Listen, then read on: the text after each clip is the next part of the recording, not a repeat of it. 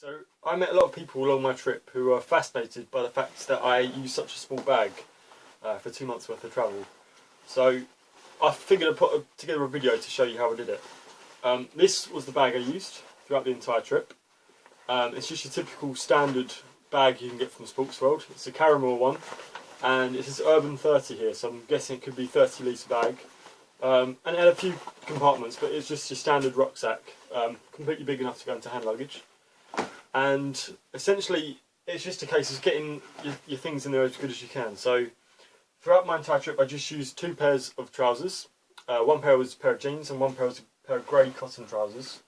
And the key really, when you put them in your bag, is to roll them up. So you want to roll them as tight as you possibly can, so that your big pair of trousers, which would take a lot of room in a case, only works out being this sort of size. So they go into the bottom. Obviously I was wearing one pair on the flight, so that helped me out a lot as well. As far as boxers and socks are concerned, I only bought 3 pairs of each, including 1 pair of thermal socks as well. And again, these were just rolled up and put into a different compartment in the bag, and I did basically have to wash them every couple of days. That wasn't such a big deal either. Some hostels had free washing machines and things I could use to get them washed for free. If not, I also had some travel wash, which came really handy. It was under the 100 grams, 100 millilitres, so I could take it on the flight with me.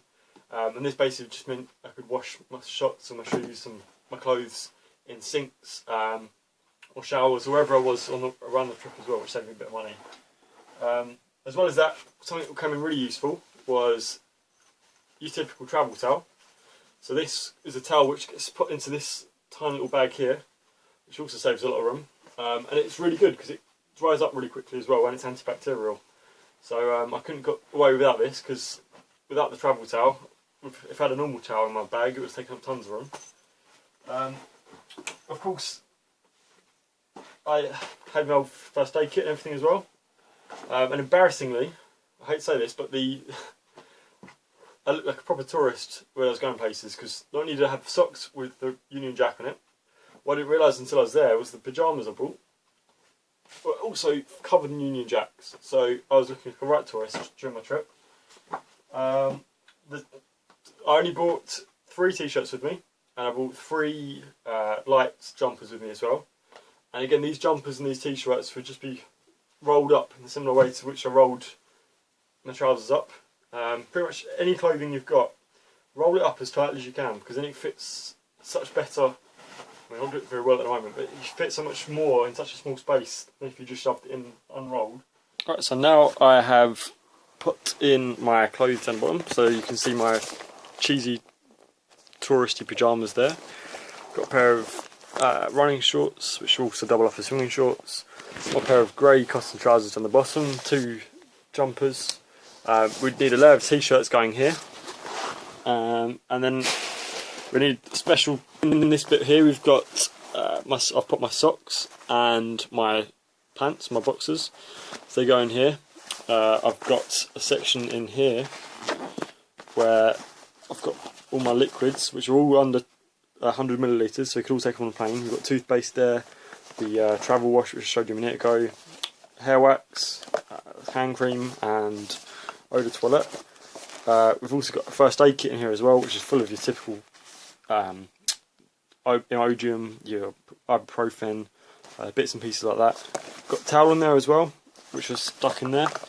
Back into the main compartment, we've actually got my laptop, which I put here, and my tablet, which I put here, and I shoved in a book here as well.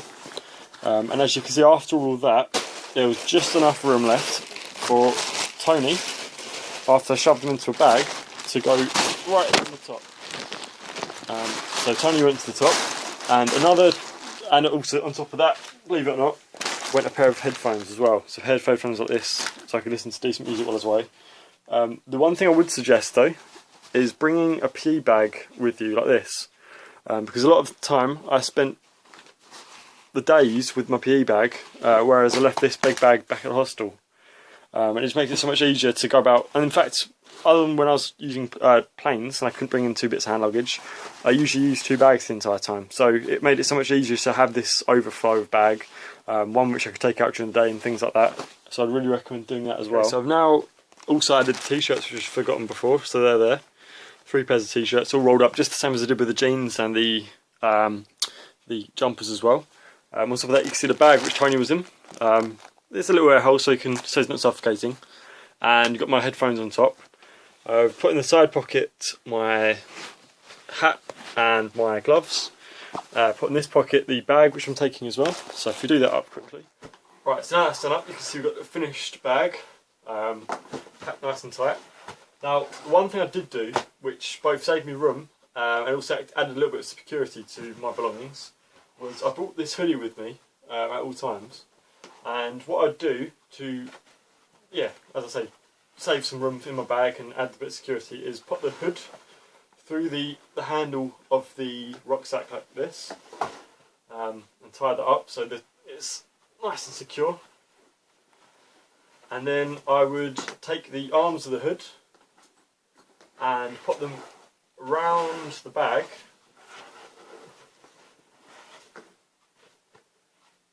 and tie them up at the back.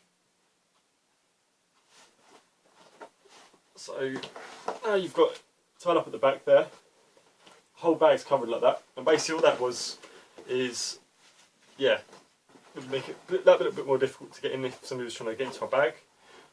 It saved me room in the bag as well, and the only downfall was if it rained and my hoodie would get wet, but I'd already had a coat on, so it was really just an extra bit of clothing in case it was cold. That's my guide on travelling with nothing but hand luggage like this. All it means is that you need to be completely ruthless in what you pack. It really does help to spend the week before you go away living out of your bag and seeing really what you do need and what you don't need, and what you can do without. And just remember that there's very, very little that you can go away without that you can't find somewhere abroad if you really desperately need it. So there really is no risk to just going away with the bare minimum, and always topping up whilst you're away.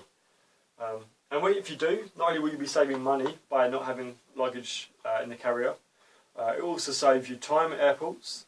It will save you a whole lot of backache as you're stumbling around from city to city with a huge bag in your back. And it's just so much cooler just to go back sort of bare minimum, go back completely to basics, living off only the very things that you need to live off. So yeah, good luck, enjoy, have fun, and say screw you to baggage. Screw baggage, man!